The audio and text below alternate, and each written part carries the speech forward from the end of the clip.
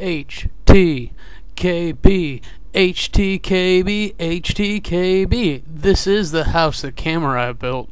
Time to get started. Last thing I want to talk about, fetishes. If you go online to the Webster Dictionary, I'll put a link in the pants area. The definition of a fetish is an object believed to have magical powers, or an object of obsession and devotion, such as an idol. The third definition is a fixation. Just means a fancy, something that attracts your attention, possibly more than other things. Now if we go over to Urban Dictionary, we get a little bit of an alternative going on. An object thought to have magical, especially sexual powers, or a sexual fixation or obsession with something that is typically deemed non-sexual. An Urban Dictionary offers lots of different definitions, but they're basically all about the same. And they match up to the Webster one, which is kind of surprising, but they go into more detail. The issue at hand in the previous discussion was a pregnancy fetish. Because you like looking at pregnant women, doesn't mean you don't like to look at non-pregnant women. It might be something especially exciting for you, for a multitude of good reasons. It doesn't mean that you would not be attracted to the same woman if she wasn't pregnant. It doesn't mean that you're going to go from woman to woman based on whether or not she's pregnant. It doesn't mean that you're going to leave a woman because she's not pregnant.